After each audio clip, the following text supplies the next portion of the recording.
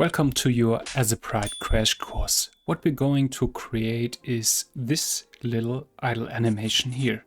I will lead you through the following steps. First, we will set up the project file. And then, as we go, you will learn about the tools and hotkeys. Then, we will block out the character. And later on, adding a reference and picking colors from it. Afterwards, we're adding color to the character blockout. And finally, we will start to add more frames, and after some work, you will have an exported and game engine ready idle animation. So here we are in Aseprite. Let's start our new project by creating a new file. We go to the top left here to File, hit New. And then we go with the width of 32 pixels and the height of 32 pixels. Color mode will be RGBA, background transparent, advanced options on, and square pixels with a ratio of 1:1. Then hit OK. So here we are in our Aseprite editor. This looks very small. You can use the mouse wheel to get closer and press the mouse wheel down and hold it to move around the editor. What we're going to do first is do the shape of the character. Before we focus too much on color, it's important to make a readable character. So let's start with that. I think going with black is good. So on the top left, you see the current color palette, and you could just pick the black one here. We will use hotkeys. So of course you can, if you look on the right, see the tools and use them from there. But I would suggest to get used to the hotkeys very fast. This spares a lot of time. So we want to draw. So there's the pencil tool with B. And you can, with left click, paint stuff like so. And if you want to paint bigger or in bigger size, bigger pixel size, you can go on the top left here and increase the brush size to, let's say, like 20, so it's really big. And then by hitting E on your keyboard, you change to the eraser tool. Of course, you can also do Ctrl Z. Yeah, but we can also use the erase tool. And we can also define the size of this. But let's go back to painting. So hitting B again. And I will stay with the pixel size of 1 because we're going to create a super small character. And yeah, just for orientation, maybe start around here. I want to have a super minimalistic character. As you saw already in the thumbnail, we're going to create a woman with a dress. So yeah, just follow along while I'm placing the pixels here.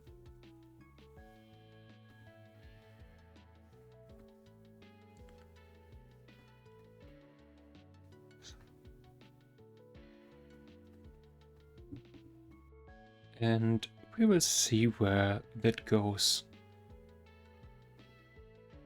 Go with Ctrl Z or with the eraser tool if you miss something.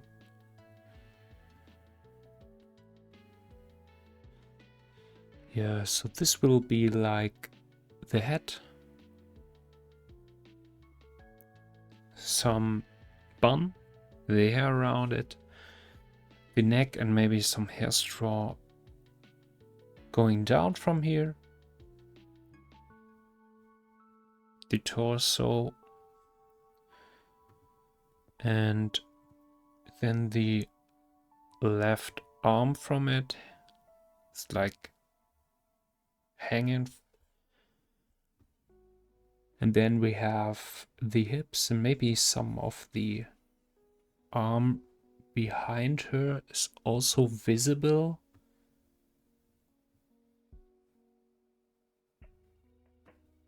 I know it's for now maybe a little bit abstract, but you will get used to it the more you do it. So, how to go from here? I think so. The arm will be like 3 pixels, then 2 pixels. Let's do, because she wears a dress, at some volume.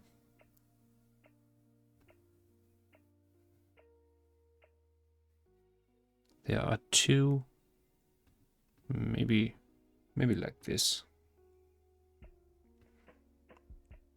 Not sure exactly, but we go with that.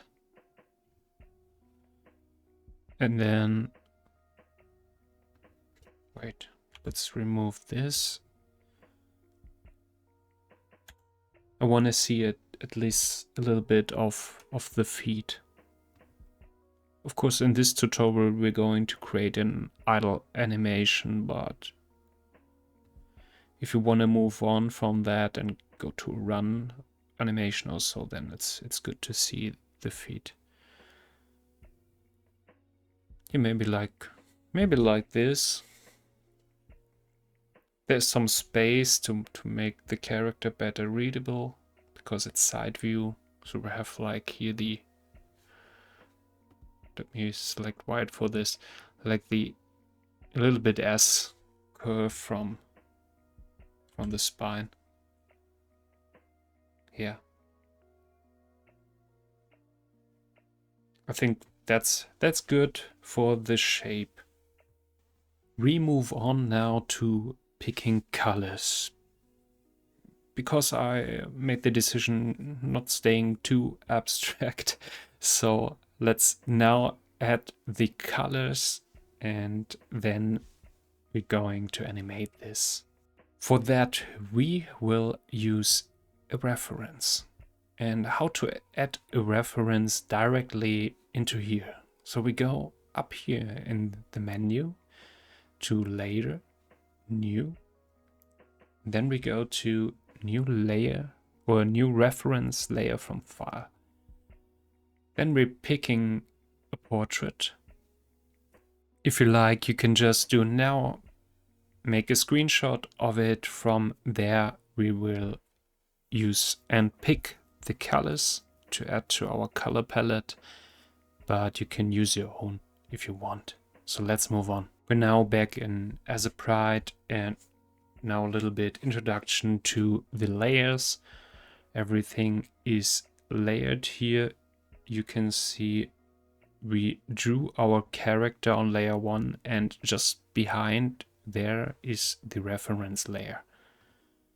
Layers can be locked, so you will not overdraw them. And we are always drawing in the currently selected layer. We can also, if you go to the edge here, click, drag and drop, change the position of the layers. So back to the foreground, and now we have here our little reference layer. By the way, here is the move tool, or just hit V and then you can move it around. In this case, we're moving the whole layer, the reference layer, and in Aseprite it's a little bit hard to scale this, to position it, but if you move to the upper down right corner of the picture, like here it is, when you see this both arrows, then you can like scale and transform it. Yeah, but for now we only need the colors, so let's pick some. By hitting E on your keyboard, we will go to a color picker tool. This is here. This is called the eyedropper tool, and then you can click. Let's click on the skin first, and then you see here the color. This is in hex code. Every color has such a code, And this is the exact code for this color. Then here's a warning sign. And it says add foreground color to the palette. So let's do this. And there it appears. Now we have the light skin tone. Let's add some darker skin tone, like from here. And there it is. We're adding it, and we will do that for the rest. So I'm starting with, let's do the obvious first. So maybe some goldish color for, I want to pick a more lighter area, scroll with the mouse wheel like that, or like that. Yeah, let's add it. So here's our gold. Then let's do the hair. I will have like 3 colors for the hair, but it's just my personal preference because we have many parts, like a main part of the hair, the straws and the bun. So each one will get a different color. I think especially when you work with super minimal stuff, it's helping you make it more readable, because the shape is quite hard to read in this state. But yeah, we will work on that. So let's pick a color for the hair. Let's start with the lighter one. Yeah, maybe like so. There we go. Even a little bit darker one, and then like a super dark one. There we go. 3 colors for the hair. Then for her tunic or rags, a really light brown. There we go. And then for her skirt, I know it's one cloth, but to make it more separate and more readable, let's pick from here just another tone maybe. I'm just freestyling here, adding it for the skirt and for the other leg, which is slightly in the background. That should be darker, like so. So there we go. We have our color palette ready. So we can just go over here, pick a color and hit B for the drawing. Of course, make sure you're in the right layer. And then I'm starting with the skin. For the skin I have 2 tones, like for that lies like in the background or in shadow, I go with the darker tone. But this is too grayish, I think. I don't like that.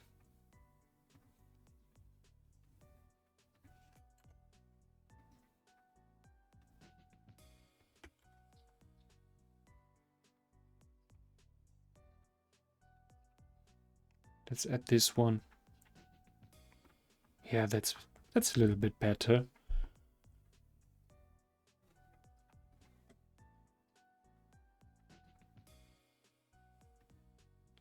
So here the arms.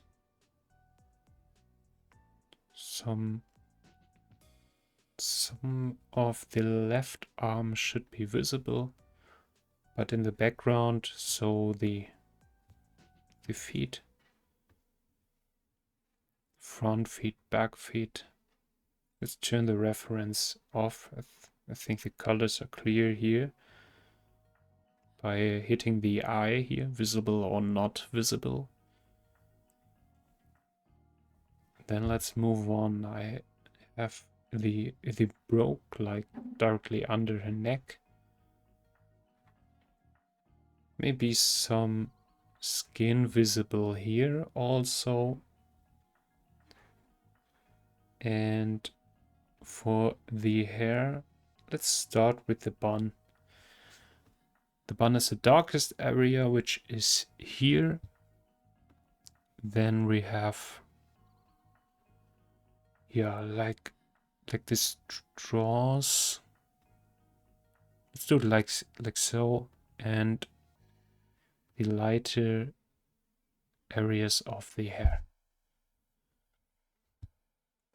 Then we go with the racks, like so, only the torso. Moving on to her skirt. I think that is like in the front. And then for the back side, slightly darker. This is hard to read.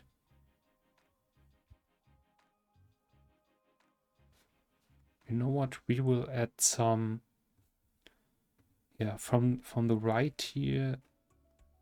You can here slide around and test a little bit what you like. I will go for something like a gray and a slightly darker one for, yeah, imagine she would like wear bandages, something like that. For the foreground and maybe also for the ankles here, and the darker one slightly better readable. So there we go. This is our first frame. We could separate the body parts and organize them in different layers. By double clicking, you could name it. But this is our whole character. Hit enter. We will make it simple for this video. And now what we're gonna do is animate her.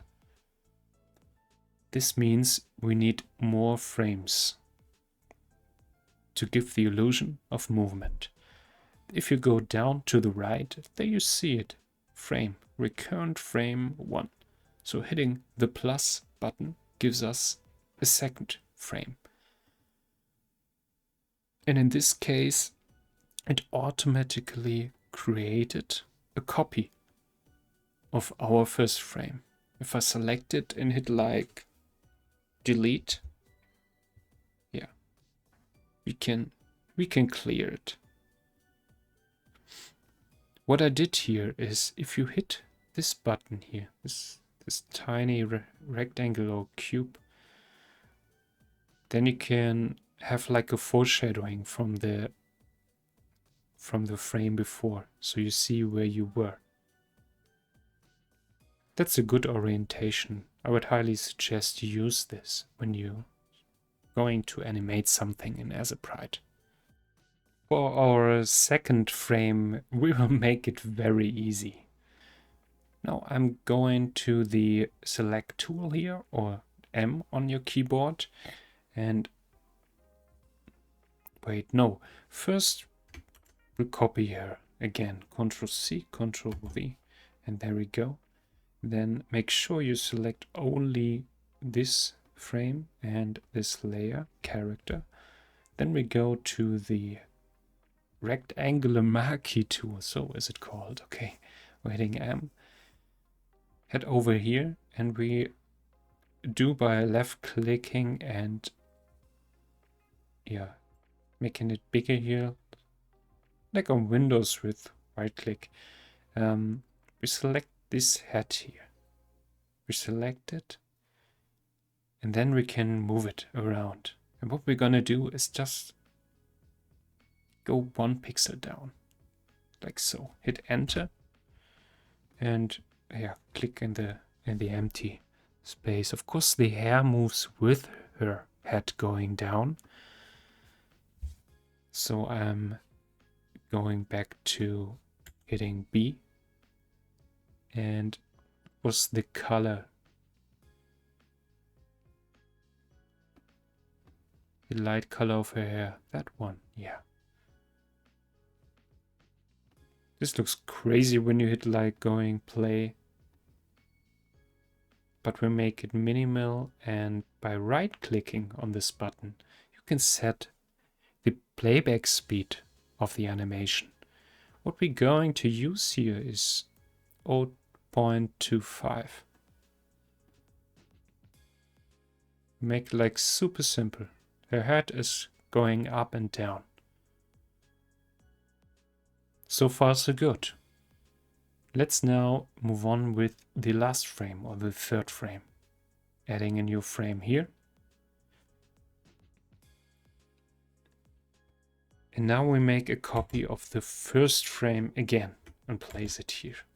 So there we are, going down and back up again. But now we're making some more changes than just moving the head. So let's go. Well, actually, I made up my mind. We will stay down with the head. So I'm using the second frame as a reference for the third. And we will follow her body 1 pixel down. So first the head and then the whole body will follow. This means if we're like squeezing this, we're gonna stretch to the side. And for that, let's select this layer in the third frame here. I'm hitting M for the select tool, and I want to go down with this part by 1 pixel. So the body is following. Click in here, and then we have it. Maybe I'm turning this off a little bit so it's better visible for you. Yeah, we made the body follow the head. Let's now add a neck again. Not this tone here. That's good. And some hair is missing. There we go. So I want to add some. Now first we have to fix the feet, I guess. So the light skin tone and then the darker skin tone. There we go. Now let's stretch it. Just a little movement with her arms, maybe.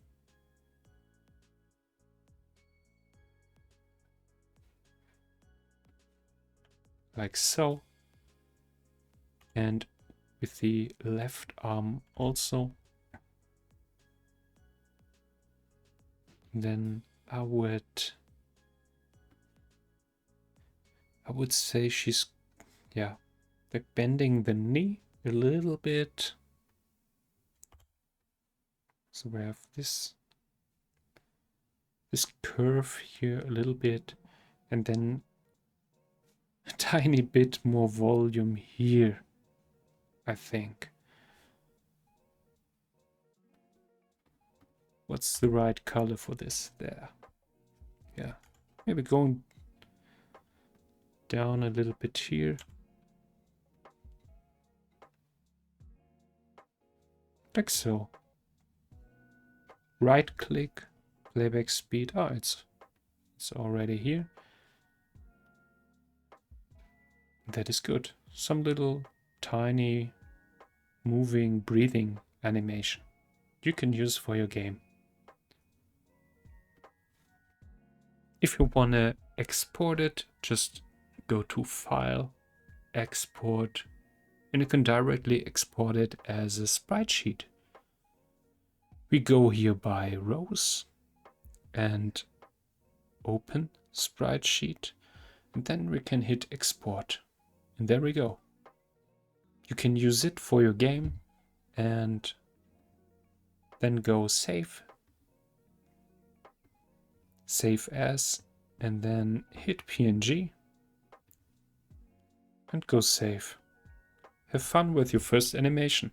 I added a lot more animations for this, and if you visit my itch.io page, Ginkgo Games, there you can see not only more animations, but I also integrated it into Godot and here's a fully functioning state machine, which covers a knife throw and teleport mechanic, and there are animations for idle, run, jump, and the knife throw.